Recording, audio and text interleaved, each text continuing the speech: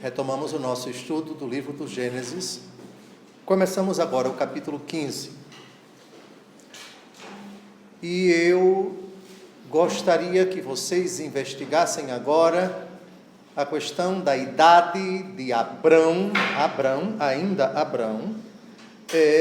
seu nome ainda não foi mudado para Abraão. Quantos anos tinha Abrão quando o Senhor se dirigiu a ele em Ur da Caldeia? E quantos anos Abraão tinha quando nasceu o seu filho, não Ismael, mas o seu filho Isaque? Vamos dar uma olhada no capítulo 12 do livro do Gênesis, versículo 4.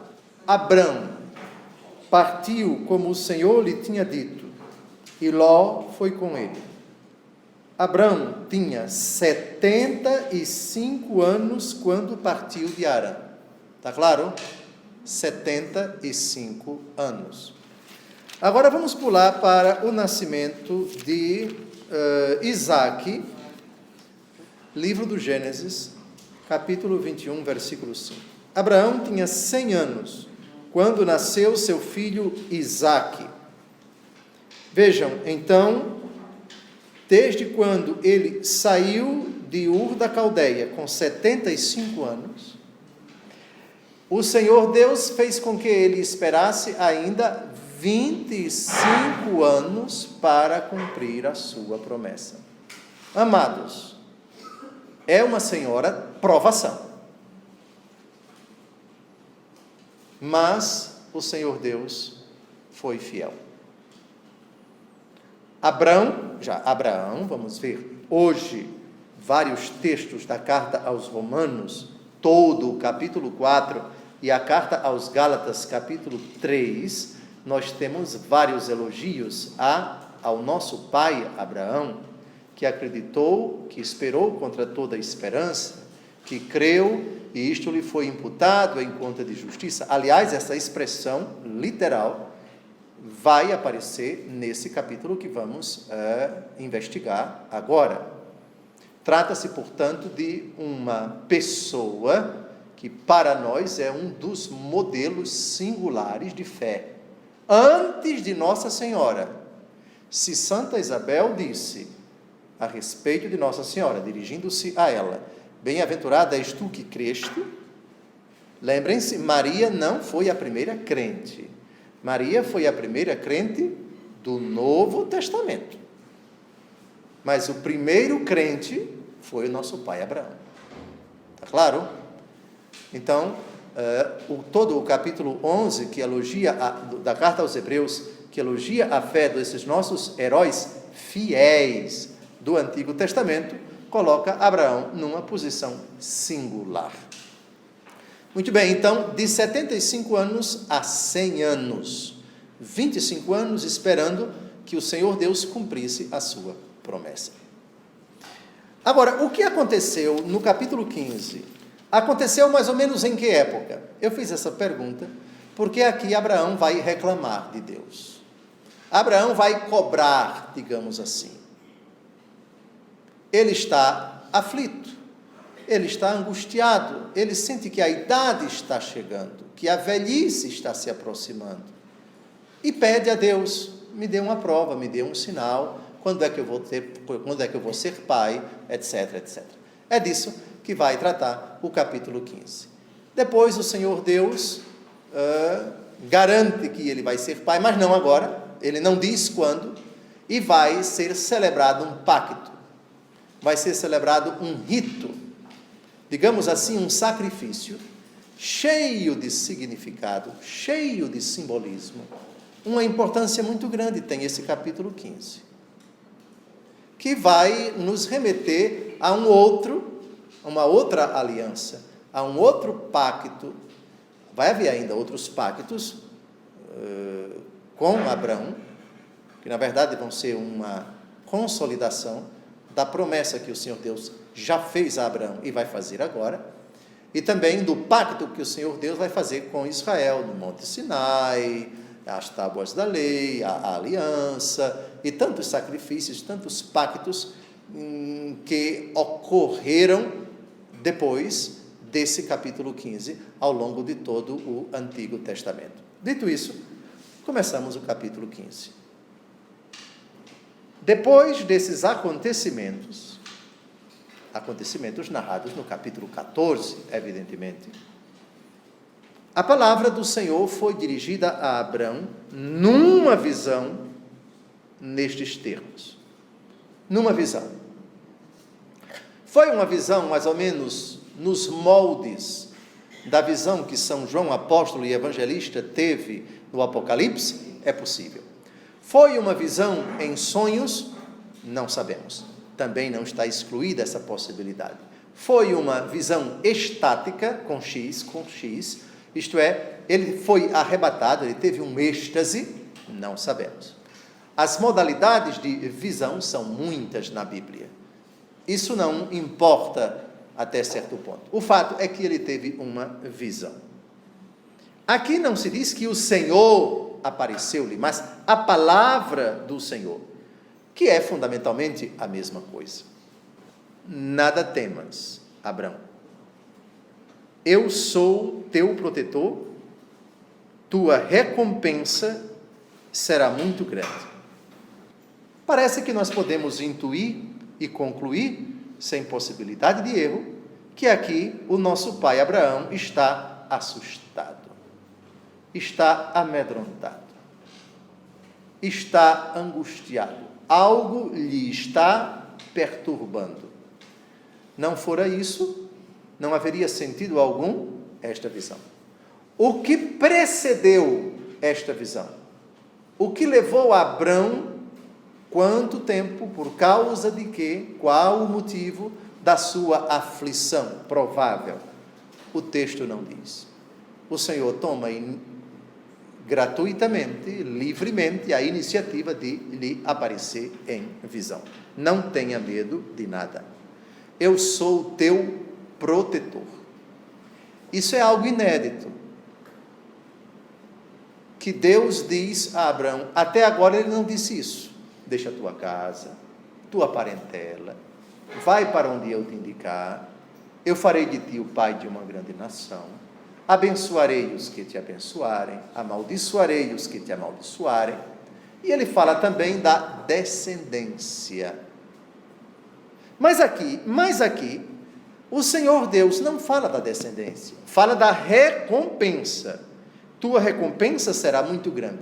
É óbvio que se nós lermos isto à luz da promessa da descendência, não dá para excluir a descendência desta recompensa será muito grande. Recompensa por causa de quê?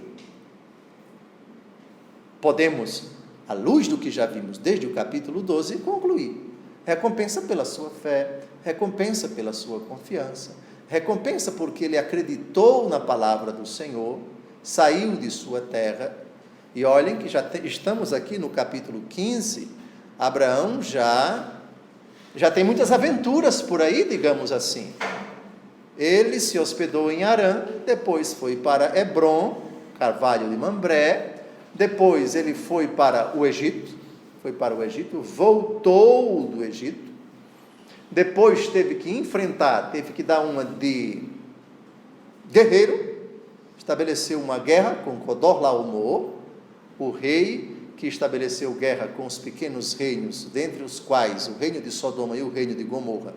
Ló estava envolvido, acabou sendo levado como escravo por Codorlaomer, e Abrão, quando soube, estabeleceu guerra e saiu-se vitorioso, etc. Então já temos um homem provado no sofrimento, provado na guerra, provado nas dificuldades, quase sua esposa foi morta, ele quase foi morto, aquele famoso episódio de ele pedir para ela dizer que era sua irmã, com medo de ser morto. Pois bem, então Abrão aqui, não sabemos qual é o motivo, ele está assustado. E o Senhor lhe tranquiliza, repare, chamando-o ainda de Abrão. Não tenha medo, eu sou o seu protetor, sua recompensa será muito grande. Agora vamos ver a cobrança de Abrão. Pergunto: é legítimo cobrar de Deus? O verbo na língua portuguesa soa muito forte. Mas pedir a Deus, mas suplicar a Deus, é plenamente legítimo. Sobretudo, se temos antes uma promessa. Mas o Senhor prometeu. O Senhor prometeu. Eu estou pedindo que o Senhor cumpra, ou pelo menos eu quero um indício para saber quando essa promessa vai se cumprir. Nenhum problema, nenhuma dificuldade, nenhuma dificuldade. Lembrem-se do Evangelho segundo Mateus: pedi e recebereis, buscai e achareis, batei e a porta se vos abrirá. É uma ordem de Jesus. É legítimo, aspas, cobrar de Deus, porque Ele nos deu essa autorização, porque Ele nos deu esta permissão. A oração de petição é um desejo de Deus para nós. Aliás, no Pai Nosso, nós temos todos os pedidos. Quem reza o Pai Nosso, pede 7 coisas ou 8 coisas, dependendo do ponto de vista. Muito bem, Abrão respondeu: Senhor Javé, que me dareis vós? Eu irei sem filhos, e o herdeiro de minha casa é Eliezer de Damasco. Primeiro, que me dareis vós. Pergunta: mas o Senhor Deus já não foi tão claro na primeira promessa que Ele fez? Descendência e terra. Terra e descendência. Aqui, parece que essa pergunta tem relação com a promessa genérica de recompensa. É claro que a descendência está incluída em recompensa, porque o Senhor Deus, quando diz no versículo 1 que a sua recompensa vai ser muito grande, nós podemos entender recompensa no sentido bem amplo, de longevidade, de saúde, de bênção, de graça, de proteção, de defesa, de terra e também de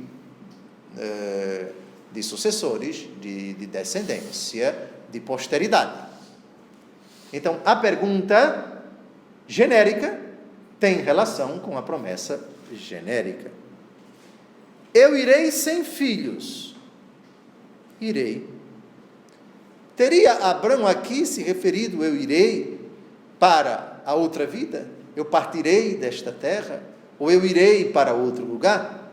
Isso também é legítimo perguntar, mas não é necessário para nós encontrar a resposta. Eu irei sem filhos, isto é, eu estou passando, eu estou... vejamos aqui na tradução da Bíblia de Jerusalém, seu Gilberto, por favor. O Senhor me darás, continuo sem filhos. Muito bem. Sem filhos. Perfeito. Irei sem filhos, continuo sem filhos. É a mesma coisa. Isto é, até agora, a promessa que o Senhor fez lá atrás, o Senhor não cumpriu. E o herdeiro de minha casa é Eliezer de Damasco. Vejam que situação constrangedora. Um homem que não tinha filhos. O herdeiro passava a ser o seu parente mais próximo. Eliezer de Damasco. Damasco, vejam, hoje Israel é um país e a Síria é outro país. Mas naquele tempo não havia essa distinção geopolítica. Naquele tempo a terra que jorra leite e que jorra mel é o que hoje nós entendemos, porque os limites também variavam. No tempo de Abrão é uma coisa, no tempo de Davi é outra coisa, no tempo de Salomão é outra coisa, não é? Mas Israel já chegou até as proximidades de Damasco. Damasco era terra prometida. Então, cuidado com a expressão terra prometida para não identificarmos apenas com a Israel de hoje. A Israel de hoje é do tamanho de Sergipe. Já a Israel de 100 anos atrás era um pouquinho maior, era a Israel do tamanho de Alagoas, mas a Israel no tempo de Davi era do tamanho talvez de Pernambuco, e assim por diante. Os limites eles variam de acordo com o passar do tempo, certo? Então, é lá no livro dos Reis, 1º e 2º, no livro das Crônicas, 1º e 2º, que a gente vai vendo essa mudança, não é? O reino cresce ou o reino diminui de tamanho, ou desaparece, como no caso do reino do norte, com a invasão da Síria, e o reino do sul, Judá, quando Nabucodonosor levou todo mundo para o exílio e desapareceu Israel enquanto território. Somente no ano 536 é que Israel volta para a sua terra. Então, os hebreus estão de volta para a sua terra. E os limites já não são muito claros, já não são muito nítidos. Muito bem. E ajuntou: vós não me destes posteridade, e é um escravo nascido em minha casa, que será o meu herdeiro. Eliezer. Isso para um homem ainda no seu vigor, digamos, sexual, é humilhante, é constrangedor, mas a lei, digamos assim, que era fruto de um senso comum, não havia lei mosaica, lei somente no tempo de Moisés, no sentido positivo, não é? Prescrições, etc. Nós temos aqui costumes, nós temos aqui, digamos, prescrições fruto de uma experiência de séculos, tradições que impunham regras e estabeleciam para um homem que tem filhos, os filhos são os herdeiros, mas para aqueles que não têm filhos, então serão os seus irmãos. Mas ele não tem irmão, então vai ser quem? Vai ser um escravo seu, um filho de um escravo, e assim por diante. Então, vejam, ainda nem tinha nascido Ismael, que Ismael é filho da escrava Agar. O nascimento de Ismael vai acontecer no capítulo seguinte, dê uma olhada no capítulo 16. Então, compreende-se a aflição do nosso pai Abrão. E ajuntou: vós não me destes posteridade, e é um escravo nascido em minha casa, que será o meu herdeiro. A reclamação, amados, que foi feita em tom respeitoso, não em tom desafiador, não descrendo. Antes nós tínhamos um Abraão crente que obedecia silenciosamente. Quando ele deixou sua terra, sua casa, sua parentela, ele não dirigiu uma única palavra. Quem pode dizer se essa é a primeira vez que Abrão se dirige a Deus, ou se ele já se dirigiu outra vez? Por favor.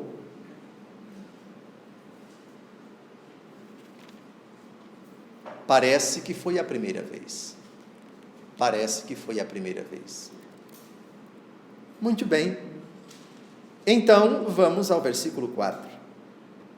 Então, a palavra do Senhor foi-lhe dirigida nestes termos: não é ele que será o teu herdeiro, mas aquele que vai sair de tuas entranhas. Por favor, ninguém aqui interprete ao pé da letra dizendo que é Abraão que vai dar à luz, pelo amor de Deus. Das tuas entranhas aqui significa do íntimo da tua união matrimonial. Lembrem-se que dependendo do contexto, a expressão adquire um sentido. Deixa a tua casa. A expressão casa aqui significa os teus parentes. A palavra filho, dependendo do contexto, ela tem muitos significados. Até Jesus é filho de Davi. O que foi que o cego Bartimeu disse em Jericó? Jesus, em Marcos capítulo 10, Jesus, filho de Davi, tem piedade de mim. filho, portanto, tem várias acepções. Aqui Jesus é filho de Davi, porque é da descendência de Davi segundo a carne. Está claro? Então, quando o Senhor Deus diz, o teu filho vai nascer de tuas entranhas, isto é, vai nascer do íntimo da tua união matrimonial, vai ser fruto de uma relação tua com tua mulher.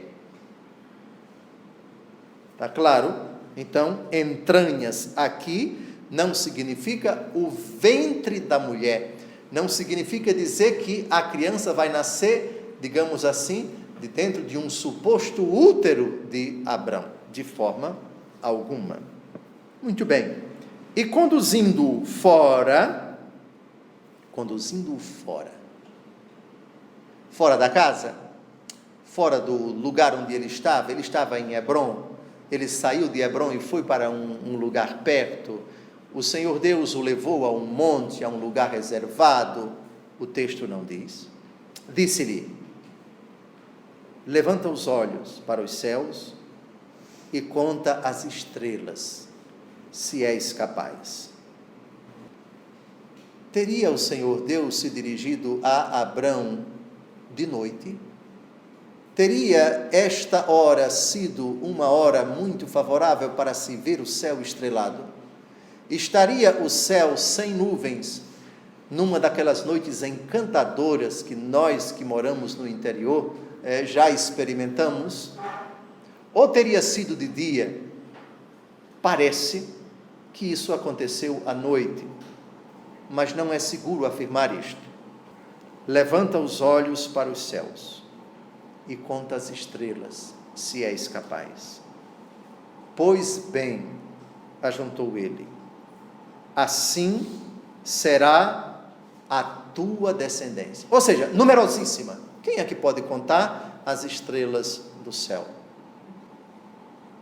Talvez até uma pessoa a olho nu, numa noite sem nuvens, pontuadas de estrelas, uma pessoa com um telescópio possa até contar.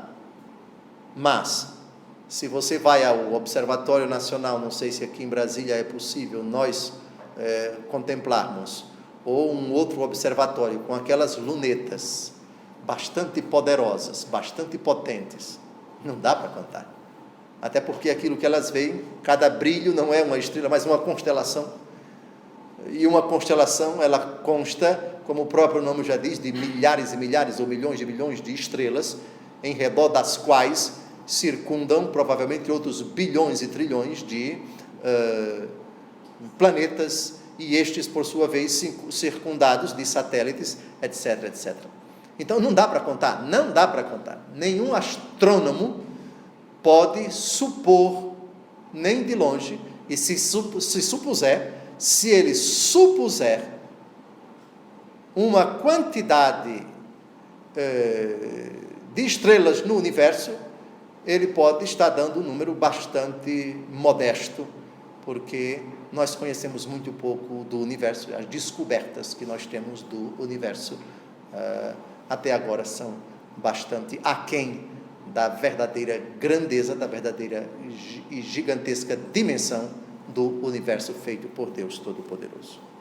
Muito bem, agora vamos parar um pouco aqui e vamos ilustrar essa descendência nos livros do Antigo Testamento, para ver, antes da vinda de Jesus, como já era essa descendência do nosso pai Abraão. Vamos ao livro do Deuteronômio, capítulo 1. Deuteronômio, capítulo 1. Detalhe, o livro do Deuteronômio foi redigido, porque, como todos os outros 5 livros do Antigo Testamento, faz parte da Torá, é o Pentateuco, é fruto, digamos assim, da conjunção de 4 fontes: a fonte javista, a fonte deuteronomista, a fonte eloísta e a fonte sacerdotal. O livro do Deuteronômio é, em sua grande parte, sacerdotal ou deuteronomista. Muito bem. No livro do Deuteronômio, capítulo 1, versículo 10, nós já temos aqui uma alusão à quantidade de hebreus no ano 1000. O Senhor vosso Deus vos multiplicou de tal modo que sois hoje tão numerosos como as estrelas do céu. Reparem que esse capítulo narra a partida do povo do Sinai. Lembram que o povo saiu do Egito em direção à terra prometida, atravessou o Mar Vermelho, depois ocorreu o episódio do Sinai. Está claro? Está claro? O povo ainda não tinha entrado na terra prometida. Lembrem-se que o Sinai hoje pertence a que país? Egito? Egito? Perfeito, Egito. Muito bem. Então, nós estamos aqui, esse relato é o relato de 600 anos, pelo menos 600 anos, ou 650 anos, depois de Abraão. Por aí vocês percebam a quantidade de hebreus no Egito. Muita gente, muita gente. Repito, versículo 10. O Senhor vosso Deus vos multiplicou de tal modo que sois hoje tão numerosos como as estrelas do céu. Vamos ao capítulo 10 do mesmo livro do Deuteronômio, por favor. Capítulo 10, versículo 22. Quando os teus pais desceram ao Egito, eram em número de 70 pessoas. E agora o Senhor teu Deus multiplicou-te como as estrelas do céu. Curioso, 70 pessoas. Eram quantos filhos do velho Jacó? 12. 12 para chegar a 70, nós temos cada família 5 pessoas, 6 pessoas. Uma média de 6 pessoas por cada tribo. Ou seja, cada filho do velho Jacó, casado com 6 pessoas. De 70 para um povo numeroso. Isso em quantos anos? 430 anos. Aliás, o Senhor Deus já vai falar disso a Abraão. Isto é, o Senhor Deus já vai dizer que a descendência de Abraão vai para o Egito e vai passar lá 430 anos. Parece bem razoável que 70 pessoas tenham se transformado num povo numeroso. E talvez essa seja a razão pela qual aquele faraó que não conhecera José decidiu, certamente auxiliado por alguma alma infeliz, para infligir um sofrimento ao povo hebreu. Porque esse povo crescia, e a lógica deles, no livro do Gênesis, logo no começo, é que se de repente nós não fazemos alguma coisa, esse povo vai se tornar mais numeroso do que nós, egípcios, então precisamos fazer alguma coisa. E aí pensaram naquela ideia patética, que não vingou, de matar todos os machos, todos os meninos, deixando vivas apenas as meninas. Bom, mas isso é outro assunto.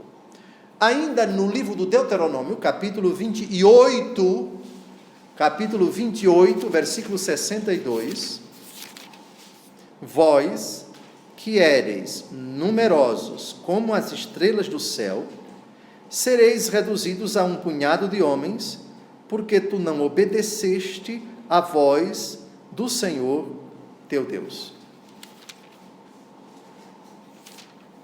Essa é uma das maldições que o Senhor Deus dirige a esse povo. Essa profecia se cumpriu em vários momentos da história de Israel, mas talvez o mais dramático foi o retorno dos hebreus do cativeiro de Babilônia.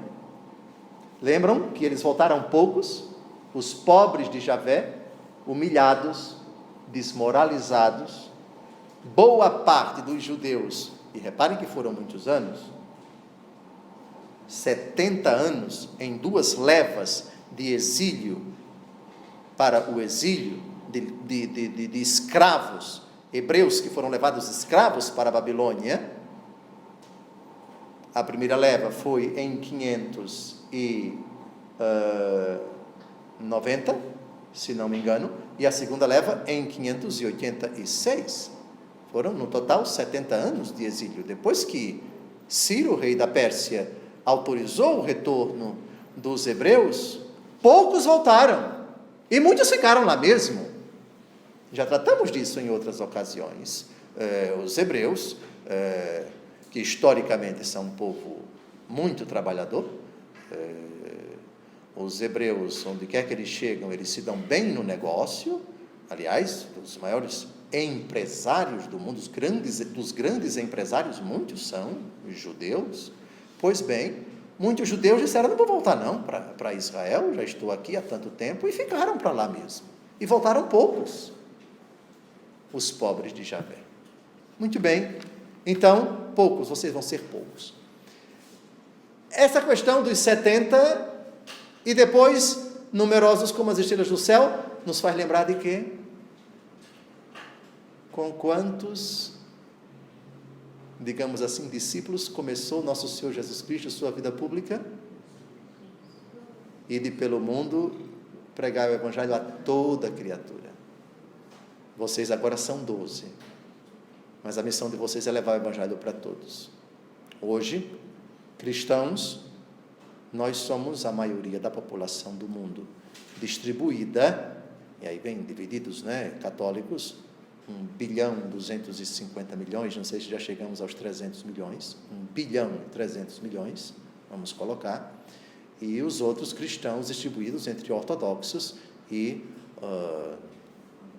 os demais protestantes, enfim. Muito bem, voltamos, por favor, para o livro do Gênesis, capítulo 15, versículo 5. Pois bem, ajuntou-se ele, assim será a tua descendência. Assim será a tua descendência. Esse texto, eu queria evocar Romanos, capítulo 4, versículo 18. Vamos pular agora para o Novo Testamento. Romanos, capítulo 4, versículo 18, porque essa promessa de uma descendência numerosa é lida por São Paulo na perspectiva da fé cristã. Logo, é pela fé que alguém se torna herdeiro. Portanto, gratuitamente.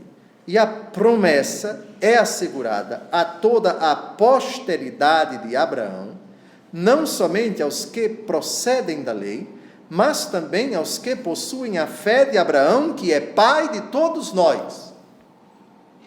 Aqui é impressionante, aliás, impressionantemente belo, porque os judeus leem Gênesis 15 na perspectiva deles, dizendo: não, nós somos descendentes de Abraão, segundo a carne, e nós hoje estamos espalhados, há judeus no Brasil, há judeus na Argentina, há judeus em várias partes da terra. É verdade, e eles são descendentes de Abraão. Mas vejam qual é a perspectiva de São Paulo. Qualquer um que teve a fé de Abraão. A fé de Abraão. E não se assustem, não se choquem com o que eu vou dizer.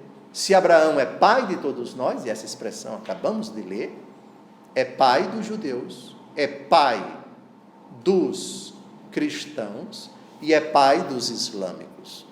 Só que esta fé de que estamos tratando no versículo 16 é a fé de Paulo, é a fé na Trindade. Abraão me viu e se alegrou. Os profetas me viram e se alegraram, disse nosso Senhor Jesus Cristo. Mas vamos falar disso bem mais para frente. São Paulo aqui fala da fé cristã. A descendência de Abraão, porém, ultrapassa os limites do cristianismo, porque ele é pai de todos nós, cristãos, é pai dos judeus, porque é a linhagem do povo da antiga aliança, e de Abraão vieram também os maometanos, os islâmicos. Mas vamos chegar à questão de Ismael, é no capítulo 16. Islamismo só entra, digamos assim, como germe, partindo de Abraão, a partir do próximo capítulo. Está claro? Bem, isso foi para ilustrar a descendência de Abraão, que haveria de se tornar mais numerosa, ou tão numerosa, quanto as estrelas do céu. Agora vem o versículo de extremíssima importância. Abraão confiou no Senhor, e o Senhor lhe imputou para justiça. Abraão confiou no Senhor. Outra tradução, não sei se na Bíblia de Jerusalém é acreditou, creu, que é a mesma coisa. Creu, confiou, enfim. Abraão acreditou. Abraão creu no Senhor. Agora, aqui, nós somos obrigados a citar Romanos e Gálatas. As duas cartas do apóstolo Paulo, que tratam de maneira mais aprofundada do tema da justificação pela fé. Vamos à carta aos Romanos, capítulo 4. Nós temos que ler o texto todo. Que vantagem diremos, pois, que conseguiu Abraão, nosso pai segundo a carne?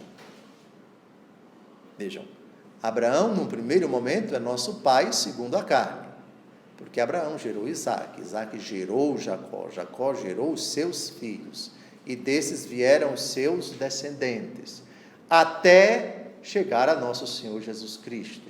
Disso tratam as genealogias, no começo do Evangelho segundo Mateus e no Evangelho segundo Lucas. Porque se Abraão foi justificado em virtude da sua observância, tem de que se gloriar, mas não diante de Deus. Aqui somente um adendo, me permitam. São Paulo está dissertando para os cristãos da cidade de Roma sobre um assunto que estava convulsionando a comunidade cristã, os cristãos daquele tempo. Pregadores oriundos do judaísmo, dentro das comunidades cristãs, estavam dizendo o quê? Se vocês não observarem a lei de Moisés, vocês não podem se justificar. Vocês não podem se salvar. São Paulo, judeu, rabino, extremamente inteligente, conhecedor da Escritura, mas agora já renovado pela graça de Cristo, se insurgiu contra isso. Se nós somos justificados pela prática da lei de Moisés, então Jesus Cristo morreu em vão. Então o seu sacrifício de nada adiantou. Então a graça de Cristo não adianta nada. Se o homem é justificado pela prática da lei. Mas São Paulo vai dizer que o homem não é justificado pela prática da lei de Moisés, mas pela fé em nosso Senhor Jesus Cristo. Vejam, Romanos 3, versículo 28. Romanos 3, versículo 28. Porque julgamos que o homem é justificado pela fé, sem as observâncias da lei. O que é justificado? É o homem que tem os seus pecados cancelados, é o homem que é renovado, é o homem que é purificado, é o homem que se torna santo, é o homem que transita da condição de desgraçado para a condição de renovado, das trevas para a luz, da morte para a vida. Aquele que está em Cristo é uma nova criatura, diz o apóstolo Paulo. Ninguém pode se justificar diante de Deus. Deus é quem nos justifica pelos merecimentos de Cristo no Calvário, mediante a fé e o batismo. Fé e batismo, por que os dois? Por causa da frase de Jesus, Marcos 16:16, quem crer e for batizado será salvo, quem não crer será condenado. Ocorre que, se o homem não é justificado pelas obras da lei de Moisés, observância do sábado, pagamento do dízimo, jejum, etc., etc., ele é justificado pelas obras da fé. O homem não é justificado pelas obras da lei de Moisés. Romanos 3, 28. O homem é justificado pela fé sem as observâncias da lei. Na lei de Moisés, evidentemente. Agora vamos à carta de São Tiago, capítulo 2, versículo 24, a partir do versículo 20. São Tiago, em 6 versículos, eu penso que ele, citando nosso pai Abraão, explica muito bem que não é suficiente você professar a fé em Jesus Cristo. A fé justifica, o homem é justificado pela fé, mas não só por ela, pela fé e pelo batismo, porque o batismo salva, diz a carta de São Pedro, recordando as 8 pessoas que saíram da arca. Elas simbolizam o batismo que nos salva, o batismo que nos salva, o batismo que nos salva, já vimos isso centenas de vezes aqui. Agora nós vamos ver que as obras justificam. Não é somente pela fé que o homem se justifica, mas pelas obras, não da lei de Moisés, mas as obras da fé, como prolongamento, como evidência, como explicitação, como consequência necessária do ato de fé. A fé sem as obras é morta. Muito bem. Por favor, versículos de 20 a 26. Queres ver, ó homem vão, como a fé sem obras é estéril? Abraão, nosso pai, não foi justificado pelas obras, oferecendo o seu filho Isaque sobre o altar? Vês como a fé cooperava com as suas obras e era completada por elas. Por favor, sublinhe isso. Sublinhe isso agora, senão eu vou aí puxar a sua orelha, porque isso daqui é fulcral para o resto da vida. Cuidado com certos protestantes que dizem, estamos nos 500 anos de Martinho Lutero, viu? Há 500 anos, não tem nada o que comemorar. A Igreja Católica não comemora pecado, não comemora cisma, e cisma é pecado, não comemora divisão da Igreja, não tem o que comemorar em 2017. Mas é uma ocasião de recordar a doutrina da Igreja Católica sobre esse argumento. Martinho Lutero dizia, sola fides, somente a fé, as obras não. São Tiago diz, por favor, em voz alta, versículo 22. Vês como a fé cooperava com as suas obras e era completada por elas. Muito bem. Assim se cumpriu a escritura que diz, repare, exatamente o versículo que nós estamos a comentar lá atrás, no Gênesis. Abraão creu em Deus e isto lhe foi tido em conta de justiça e foi chamado amigo de Deus. Agora, o versículo 24 também é para ser sublinhado e lido e repetido até o dia da morte de vocês, da nossa morte. Todos juntos, versículo 24. Vedes como o homem é justificado pelas obras e não somente pela fé. E termina São Tiago, do mesmo modo, Raabe, a meretriz, ou seja, a prostituta, não foi ela justificada pelas obras por ter recebido os mensageiros e os ter feito sair por outro caminho? Assim como o corpo sem a alma é morto, assim também a fé sem obras é morta. O tema é fascinante. Voltemos para Romanos capítulo 4. Todo o capítulo é sobre nosso pai Abraão. E com esse capítulo nós terminamos a aula de hoje. Mas vejam que nós paramos no versículo 3, que cita exatamente aquele versículo 6 lá atrás de Gênesis 15. Ora, o salário não é gratificação, mas uma dívida ao trabalhador. Mas aquele que sem obra alguma crê naquele que justifica o ímpio, a sua fé lhe é imputada em conta de justiça. É assim que Davi proclama bem-aventurado o homem a quem Deus atribui justiça, independentemente das obras. Entenda-se aqui não obras da fé, mas as obras da lei. São Paulo aqui está combatendo o pensamento segundo o qual, o pensamento judaico, o pensamento dos pregadores do judaísmo dentro da igreja, no seu tempo.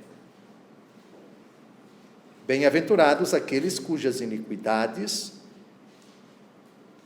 foram perdoadas e cujos pecados foram cobertos.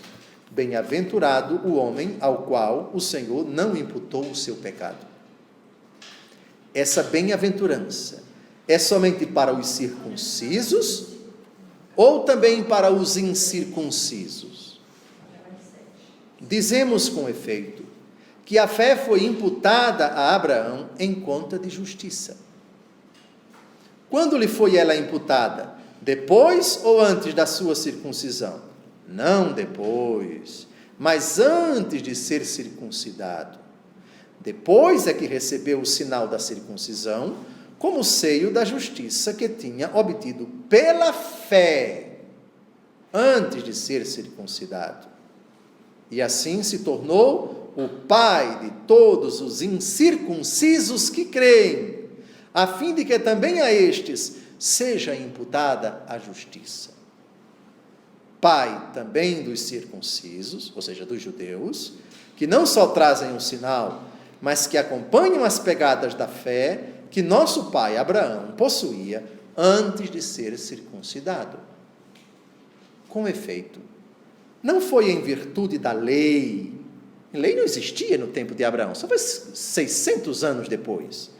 Não foi em virtude da lei, e é a lei que determina a prática, as observâncias de sábado, dos ritos, das abluções, do pagamento, do sacrifício, etc. Isso Abraão não praticou, nem sabia disso, porque isso só veio 600 anos depois. Muito bem, não foi em virtude da lei que a promessa de herdar o mundo foi feita a Abraão, ou a sua posteridade, mas em virtude da justiça da fé. Justiça da fé. Por favor, leiam de novo o versículo 3 de Romanos 4, que cita Gênesis 15, 6. Abraão creu em Deus, ele não praticou lei nenhuma, porque não existia lei nenhuma. Foi-lhe imputada a justiça de Deus, ou seja, Deus o declarou santo, e o fez verdadeiramente santo, porque ele creu e praticou as obras decorrentes da sua fé. Não foram obras da lei, porque a lei não existia. Portanto, Abraão creu e agiu. Abraão acreditou fé e praticou a fé, as obras dele. Portanto, não foi justificado somente pela fé, mas também pelas obras. Tiago, capítulo 2, versículo... Eu vou já puxar a orelha de vocês. Tiago 2, 22, 23 e 24. Perfeito. Olhem, isto é fundamental. O católico que compreende isso nunca vai mudar de religião, viu? Porque este é o cavalo de batalha do protestantismo. Justificação pela fé. Eles aproveitam esses textos distorcidos, alguns protestantes, todos não, por favor, para dizer, os católicos dão muito valor às obras, dão muito valor a isso, mas isso é condenado pela Bíblia, porque o homem não é justificado pelas obras. Só que o que a Bíblia diz que não justifica são as obras da lei de Moisés, não as obras da fé. As obras da fé justificam. Tiago, capítulo 2, versículo 24. Muito bem. Voltemos para Romanos 4, por favor. Versículo 14. Porque se a herança é reservada aos observadores da lei, a fé já não tem razão de ser e a promessa fica sem valor. São Paulo é de uma sabedoria impressionante. Muito sábio. Porquanto a lei produz a ira, e onde não existe lei, não há transgressão. Logo, é pela fé que alguém se torna herdeiro. Portanto, gratuitamente.